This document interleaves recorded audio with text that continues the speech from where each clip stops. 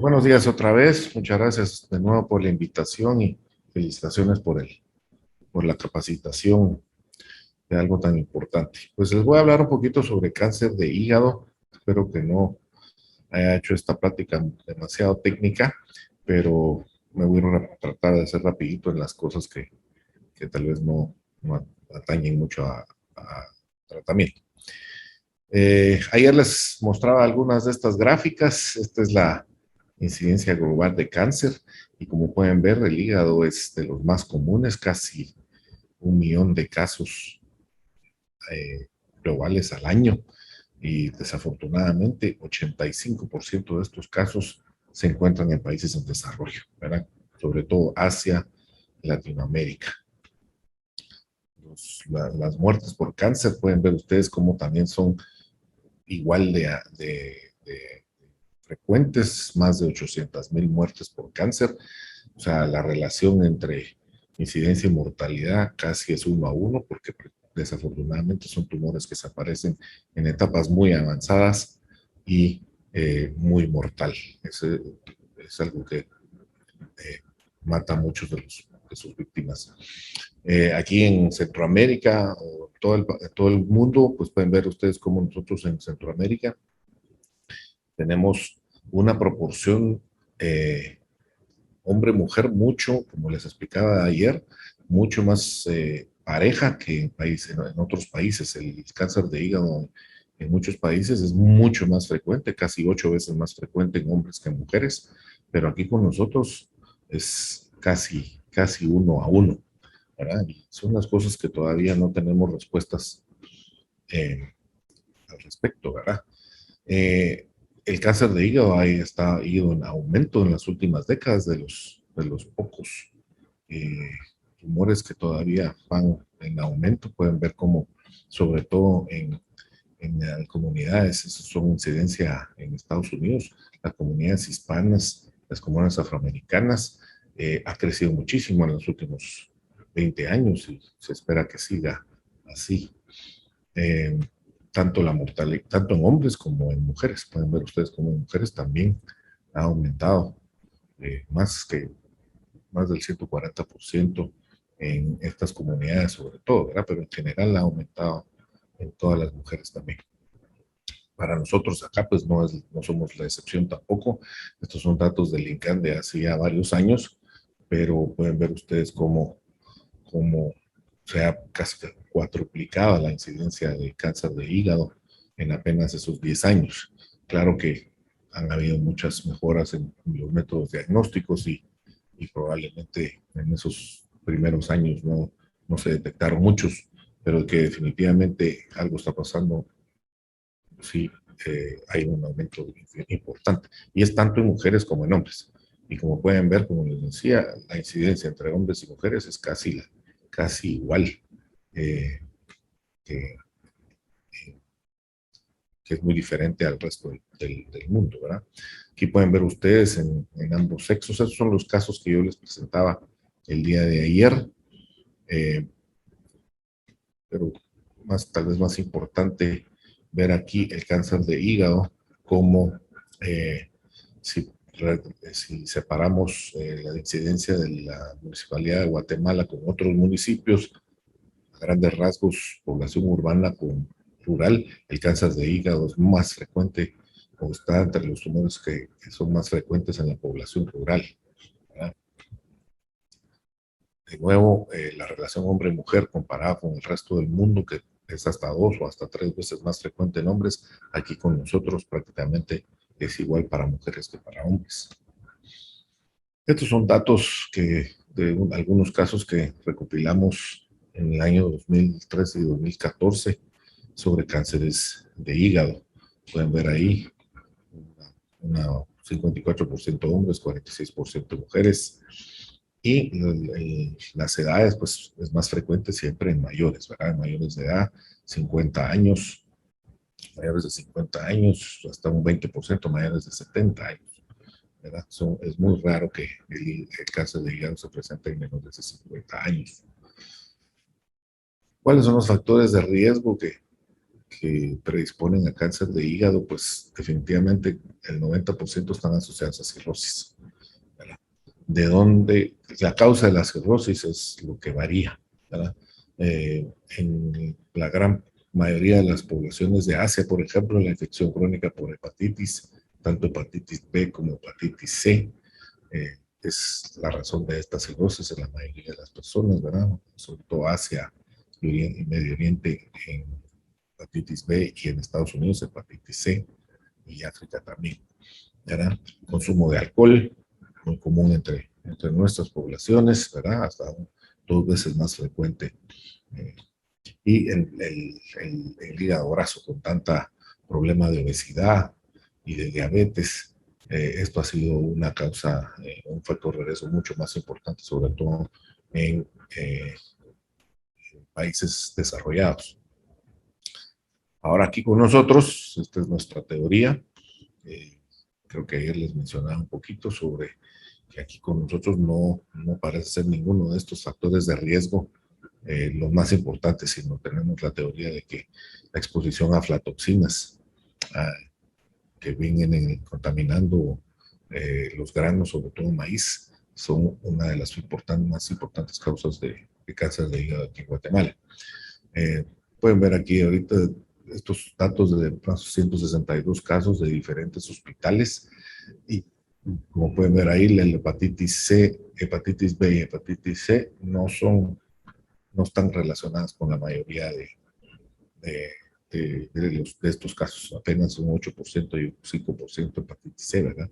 Entonces, en realidad, no es tan comparado con el resto del mundo, son diferentes los factores de riesgo aquí en Guatemala. ¿Qué son las aflatoxinas? Las aflatoxinas son esporas de un hongo, se llama Aspergillus, que se encuentra en el suelo y en las tierras, ¿verdad?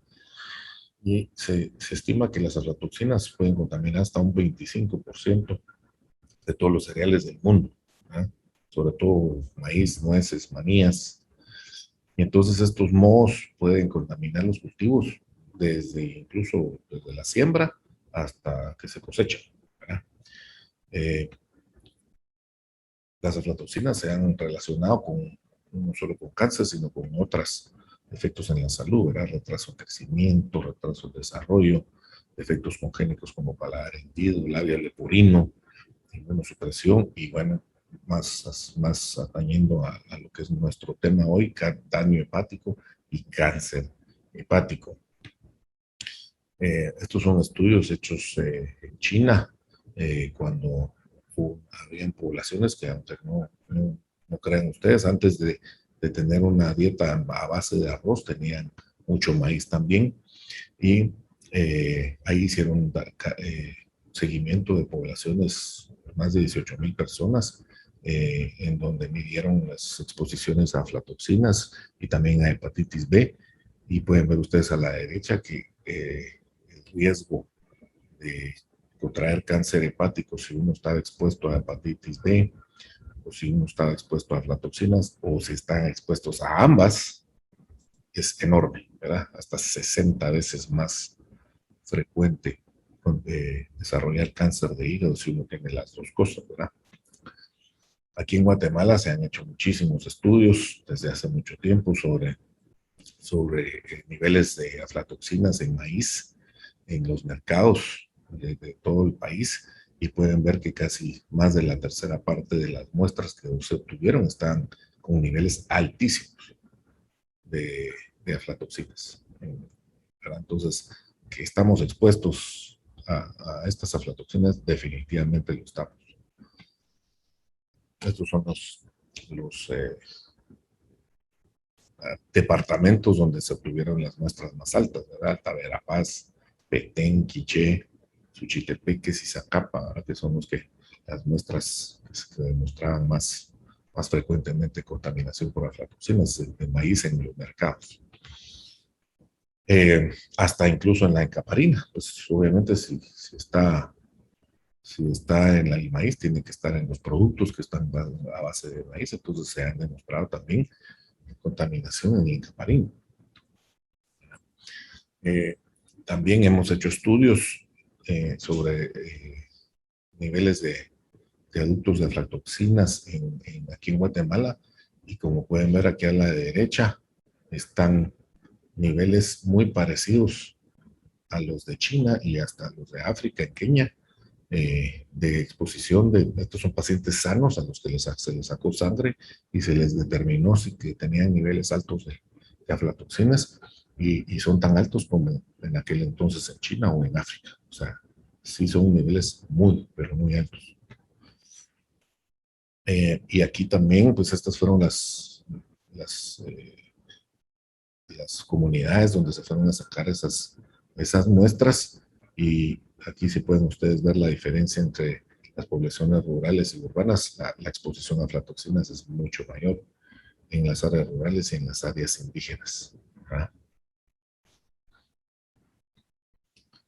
No me voy a meter a explicarles, porque ni siquiera yo creo que lo entiendo muy bien, ¿verdad? Pero las aflatoxinas pues tienen, ya se ha estudiado muy bien cómo es de que llega finalmente a causar daño eh, genético, ¿verdad? Daño en el DNA, y finalmente causar cáncer, sobre todo en el hígado. Aunque nosotros creemos que probablemente hay, eh, hay evidencia que puede causar incluso cáncer de estómago u otros cánceres aquí en Guatemala. Finalmente hay daño en el DNA, como les decía, mutaciones una tras otra, y finalmente cáncer. Nuevamente, estudios que hemos hecho aquí con algunas muestras de cáncer hepático. Ya estos pacientes son los que tienen cáncer, y hay una mutación muy específica en el gen TP53, que es uno de los que nos defienden contra el cáncer, y si ese está mutado, pues ya no nos puede defender igual. Y entonces pueden ver ustedes cómo hasta 24% de los casos, una de cada 4 casos de cáncer, están asociados a esta mutación, ¿verdad? Y otras mutaciones hasta en la mitad de los casos, en P53, ¿verdad? Y como pueden ver otra vez, la exposición de hepatitis B y hepatitis C es muy baja, muy baja comparada con otros países, ¿verdad? Así que creemos nosotros de que definitivamente evidencia hay de que las aflatoxinas están causando muchos de estos cánceres. ¿Cómo se presenta el cáncer de hígado? Pues desafortunadamente son síntomas muy inespecíficos, sobre todo al inicio, ¿verdad? Que dolor abdominal, pueden tener pérdida de peso ya cuando están un poquito más avanzados, debilidad, falta de hambre, ya no pueden comer, se distiende el abdomen porque también llegan al punto de que aumenta mucho líquido, ascitis, se pueden poner amarillos, ictericia, o pueden tener vómitos, que son síntomas todos muy inespecíficos, ¿verdad?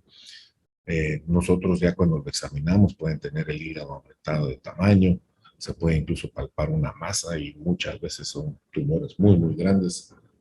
Eh, y entonces, pues ya es un poco lo que se les puede hacer. Como les decía, pueden acumular líquido en el abdomen, que se llama ascitis, se desnutren, ¿verdad? O sea, la verdad que ya no comen igual, entonces pueden estar muy desnutridos, eso se llama caquexia. Eh, Pueden tener fiebre en algunos momentos, y datos de hepatopatía crónica o de cirrosis, ¿verdad? Porque la fundamental o la mayoría de estos se desarrollan a partir de la cirrosis por la causa que sea.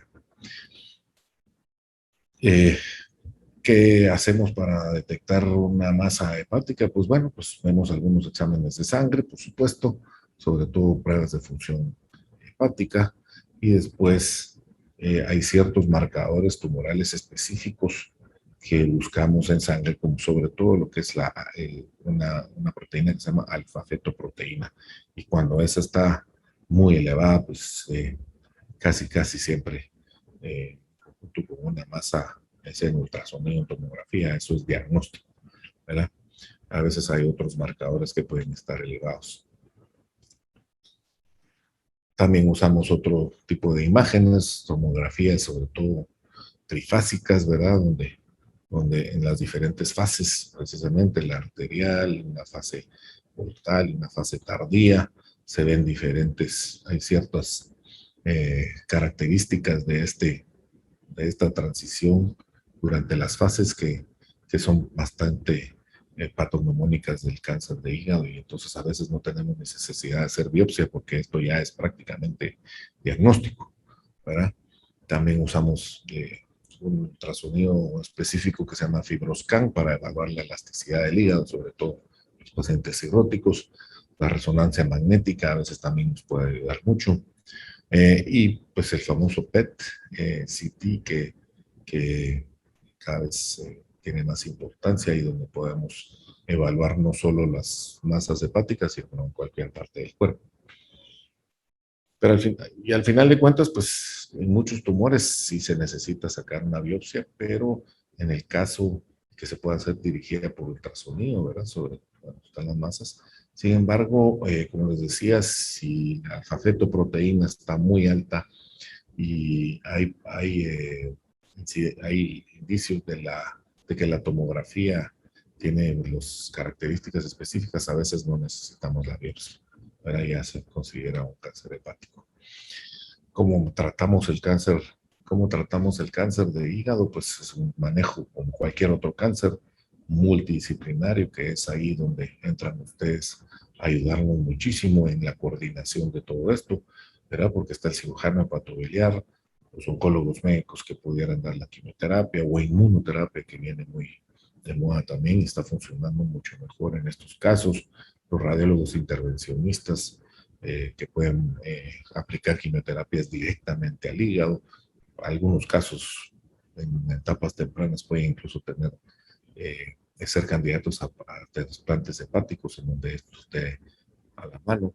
La patología, muy importante, y los endoscopistas o los gastroenterólogos, ¿verdad?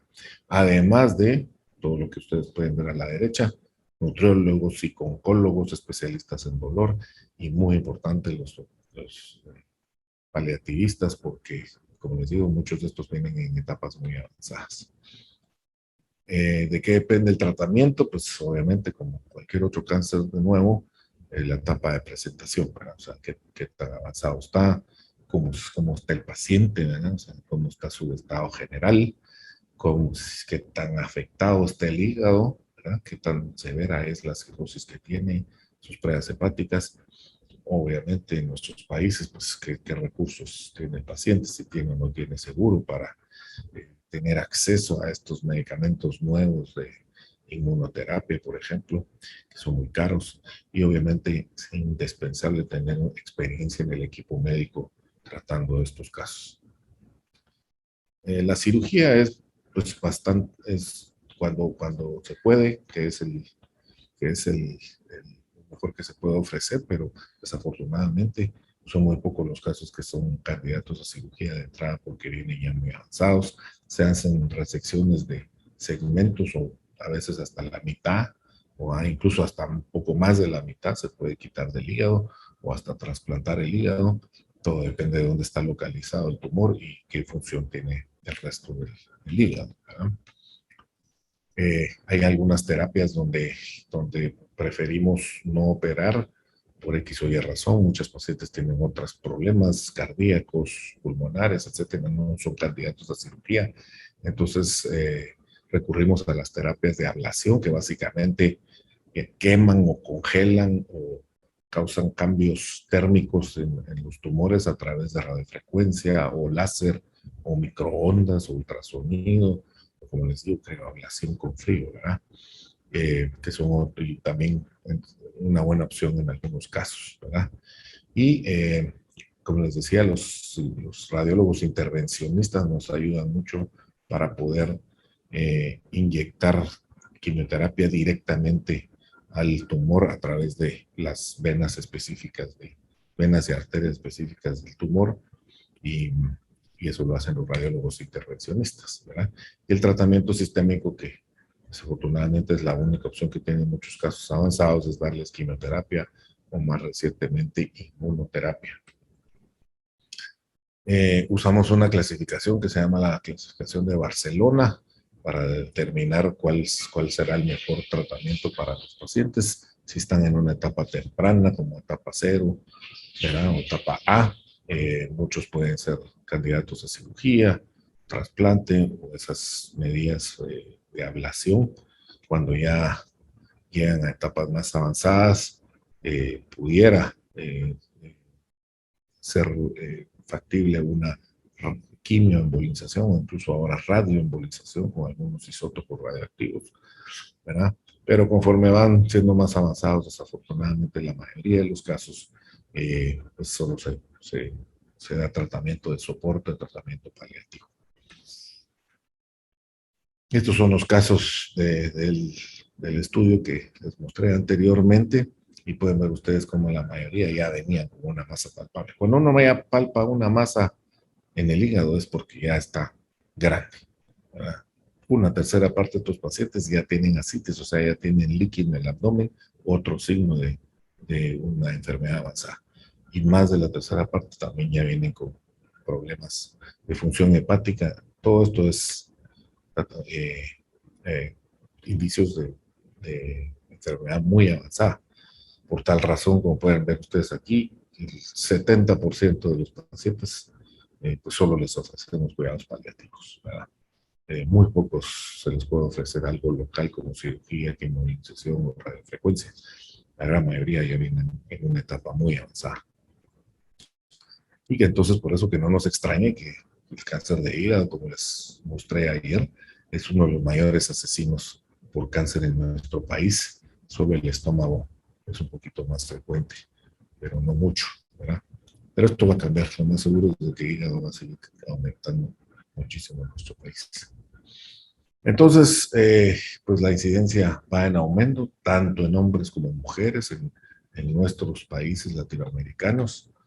Eh, los factores de riesgo son distintos a los que se pueden describir en la literatura de Asia, por ejemplo, que son más que hepatitis, en la literatura norteamericana, más por hígado graso, etcétera, etcétera. Para nosotros, como repito, son las aflatoxinas.